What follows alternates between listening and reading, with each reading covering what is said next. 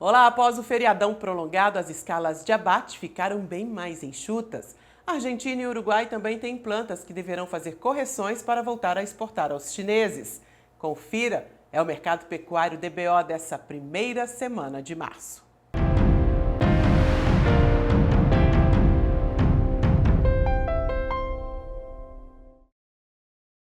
Foi bem no meio do feriadão que a China anunciou a suspensão de compra de carne bovina de 3 plantas frigoríficas brasileiras.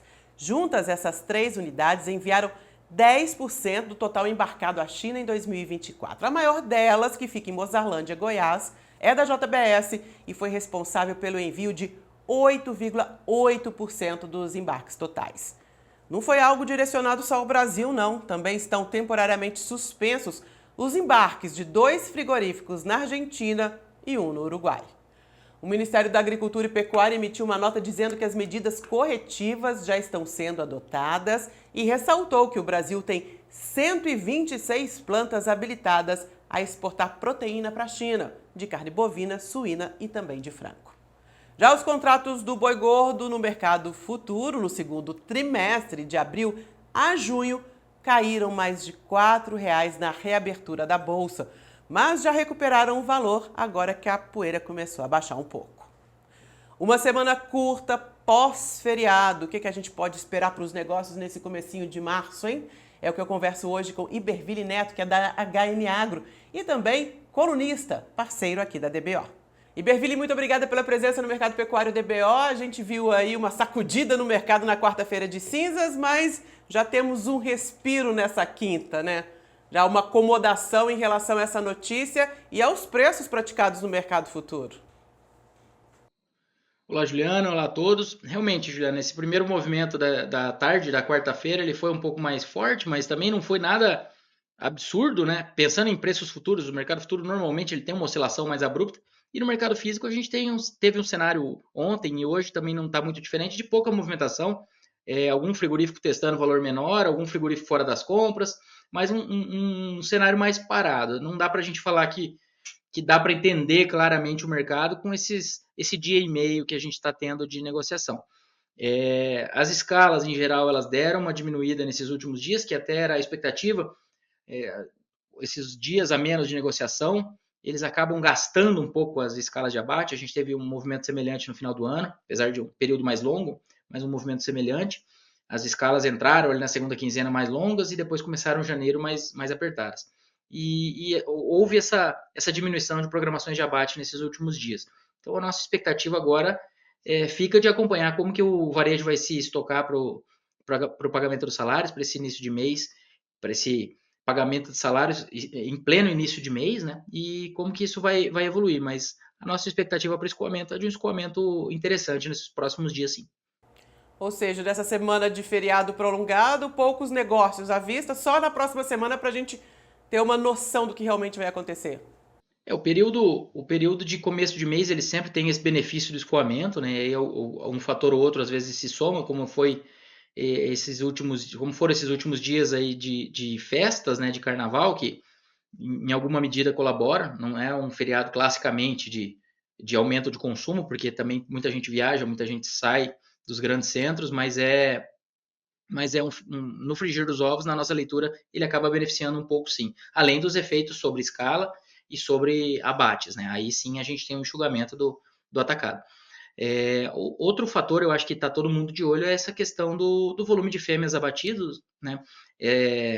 Esse volume ele tem sido maior do que no mesmo período do ano passado. Ele não estava no radar, pelo menos para o ano, a nossa expectativa era e continua sendo de uma redução do abate de fêmeas de maneira geral. Mas nesse começo de ano isso ainda não se confirmou. Um ponto que pode ter influenciado isso foi justamente o atraso das chuvas que nós tivemos lá em 2024, com o El Niño forte, e isso pode ter influenciado essa postergação do abate dessas fêmeas que precisaram esperar esse pasto voltar para depois serem abatidas. Isso pensando em fêmeas que já iriam para o gancho, né? Sem entrar no mérito ainda das taxas de prenhez que podem e devem ter sido afetadas por questões de condição nutricional na entrada da estação de monta. Quando a gente olha o clima nesse momento, É claro que é esperado, né, uma maior oferta de animais a partir de agora, com o fim da safra de capim, mas esse calor que está atingindo grande parte do Brasil, a chuva que também continua atrasada, abaixo da média, você acha que isso vai impactar nessa safra especificamente, uma safra que já começou mais tarde?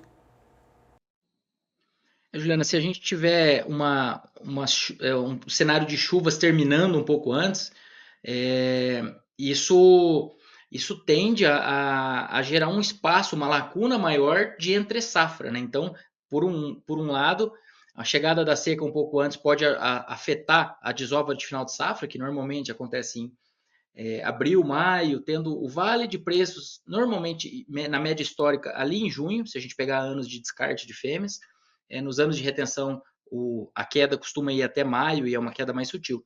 Mas se a gente tiver uma antecipação dessa chegada desse período seco, e tudo isso tem que ser acompanhado ainda, mas se tiver essa antecipação, na nossa leitura, isso pressiona um pouco mais o mercado no primeiro momento, só que por outro lado acaba deixando um cenário de entre-safra estabelecido mais cedo. Isso acaba sendo positivo para preços em médio prazo. E aí a gente tem toda a questão de como que o confinamento vai se comportar nesses próximos meses, ao longo do ano. A gente recebeu aqui uma pergunta que tem a ver com isso, do Leonardo Camargo. Vai valer a pena confinar no segundo semestre? Bom, Leonardo, quando a gente pega o cenário de confinamento, a gente teve um encarecimento do milho, né, nesses últimos meses, a relação de troca com o milho que é, ela vinha em patamares historicamente interessantes, ela andou dando uma piorada, porque o boi cedeu e o milho continuou subindo, né, continuou firme. Então, quando a gente pega aqui referências médias de fevereiro, a gente tem uma alta acumulada em 12 meses de 37% para o boi magro, fevereiro versus fevereiro do ano passado. O boi gordo subiu 35% e o milho subiu 28%. Então, quando a gente pega a relação de troca boi gordo versus milho, fevereiro versus fevereiro, ela ainda melhorou um pouco, que é o principal componente aí de quase toda a dieta. Quando a gente pega a relação boi gordo com boi magro, ela piorou um pouco nessa comparação. Só que da média de fevereiro para cá, a gente teve um cenário de boi gordo perdendo mais um pouquinho de espaço e teve um cenário de milho evoluindo. Então, isso aí deu uma ajustada ainda maior nessa conta do confinamento. O que a gente tem de expectativa é que nos próximos meses, se as safras correrem de maneira satisfatória, e a gente está falando, por exemplo, do plantio da safra em Mato Grosso, ele já está dentro da média histórica, e dependendo da evolução aí das conversas em relação à safra norte-americana, associadas à nossa colheita aqui mais adiante, mais no meio do ano, isso deve abrir uma janela, um espaço de milho mais atrativo para compra. Nós não acreditamos em preços do milho dando muita folga esse ano. A gente está com um cenário de estoques, um equilíbrio de estoques justo. Mas do ponto de vista de chegada da safrinha, sempre a gente tem uma janela ali, e aí a gente pensa numa diminuição da alimentação. E aí, por outro lado, expectativa para o mercado futuro, na nossa visão, é que esses preços futuros eles tendem a estar até um pouco negativos, um pouco pessimistas. Então, o que eu quero dizer? Que agora no meio do ano, com a chegada da safrinha, e o mercado futuro, se ele se confirmar um pouco mais positivo do que tem sido pintado atualmente, isso pode abrir espaço para boas ou para melhoria dessa conta do confinamento. Tá? Mas, por outro lado, o boi magro, na nossa expectativa, também não deve dar muita trégua. E aí já tem mais aquela questão, se esse boi magro vai ser originado ou se esse boi magro já faz parte do sistema, né? Boi magro que já faz parte do sistema, até o correto é que ele entre na conta com preço de mercado, que daí a gente está avaliando exatamente a conta do confinamento. Mas aí a gente já alonga um pouco a conversa aqui. A arroba do bezerro Nelore tende a subir mais até o fim de 2025? V3 Agronelore pergunta. Nossa expectativa é de preços firmes e positivos, tanto para reposição como para os animais terminados. Tá? A gente está com um momento de pressão de baixo, um momento que vinha ao longo de fevereiro mais pressionado e agora com essa turbulência deu um pouquinho de fôlego para esse barulho, mas a gente tem que acompanhar o que vai acontecer na próxima semana, pensando em mercado físico, na nossa visão. Agora, para o ano, a nossa expectativa é de uma oferta menor de categorias de reposição de maneira geral e de preços firmes, inclusive nas fases de alta do ciclo, a gente costuma ter preços da reposição subindo mais do que os preços do boi gordo, apertando um pouco a relação de troca. Daí entra naquela discussão de que fase do ciclo que a gente está. Né? O mercado subiu mais de 30% para todas as categorias. Então, eu acho que não dá para a gente fugir muito de que o mercado, do ponto de vista de preços, está no início de fase de alta. Só que a gente ainda não teve aquela confirmação de redução de oferta, pensando na oferta de fêmeas para abate. Essa retenção ainda não está ocorrendo de maneira generalizada ou em nível nacional. Então, esse é um ponto que deixa essa discussão no ar. Voltando para a nossa expectativa de que seja um ano de redução de oferta de maneira geral, acreditamos em preços positivos para bezerro, boi magro e boi gordo daqui até o final do ano, sendo que na nossa leitura o bezerro tende a subir até um pouquinho mais do que essas outras categorias, apertando um pouco a relação de troca. O Iberville, é claro que a gente tem que falar do assunto do carnaval, né? Que foi essa suspensão temporária aí de 3 unidades brasileiras. 3 unidades dentro de um universo de mais de 60 que exportam carne bovina para a China. Qual o impacto das sanções chinesas a alguns frigoríficos no dia 3 de março? É o Rodrigo Borges que quer saber. Você vê algum prejuízo para o preço da carne diante dessas 3 unidades especificamente falando? Bom, Rodrigo, na nossa visão, o maior impacto foi o que ocorreu ontem, com o mercado futuro chacoalhando um pouco e vai acontecer, provavelmente se manter um pouco regionalmente. Agora, em nível nacional, nós não acreditamos que haja espaço para que essas plantas impactem aí a estrutura do mercado esse ano, nem o que já estava, vamos dizer, as cartas que já estavam na mesa aí. Na nossa expectativa, se o mercado trabalhar um pouco mais frouxo do que o esperado, não vai ser por conta disso. A gente tem Mozarlândia, foi a planta que mais mandou carne para a China no ano passado, isso é importante, por isso que eu ressalto, regionalmente, isso é muito importante. Quando a gente fala em nível nacional, a tendência é que haja uma redistribuição dessa originação dessa carne e nós não acreditamos que vá haver impacto nem em volume total embarcado para a China, talvez alguma pressão dos compradores por preço, que China normalmente aproveita essas situações para negociar e para brigar um pouco, mas eu não diria que nada mais no médio prazo deve ocorrer por conta disso. Iberville, além de ser consultor, HN Agro, ele é parceiro aqui da DBO com uma coluna mensal lá no portal. E esse mês você confere. Se o mercado futuro não errasse, o hedge seria inútil. E não é. E tem muito a ver com o que a gente falou aqui de mercado futuro, né? Qualquer notícia abala muito, mexe muito com os valores dos contratos. Eu queria que você falasse sobre esse seu trabalho esse mês.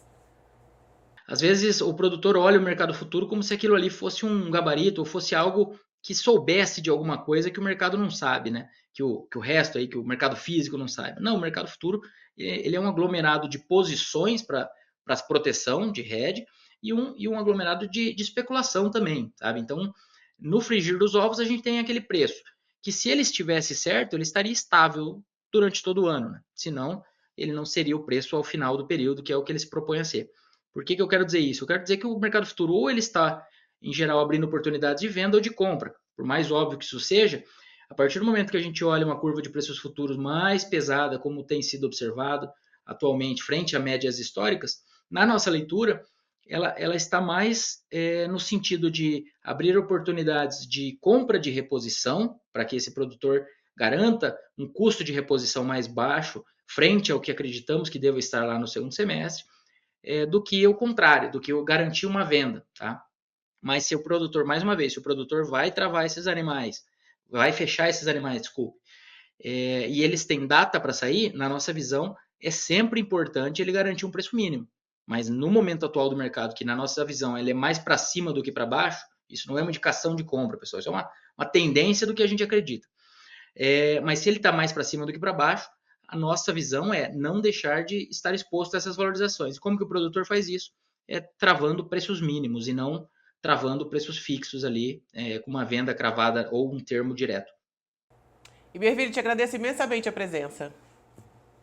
Obrigado, Juliana. Obrigado a todos. É um prazer. Obrigada. Se você tem dúvidas sobre o mercado pecuário, envia para a gente no endereço que aparece aqui no nosso Instagram, @portal_DBO. E se você quiser receber notícias diariamente sobre a pecuária no seu celular com toda a comodidade, Basta entrar no nosso portal DBO, que está com cara nova, e fazer o seu cadastro. Eu agradeço muito a sua companhia e a gente se encontra.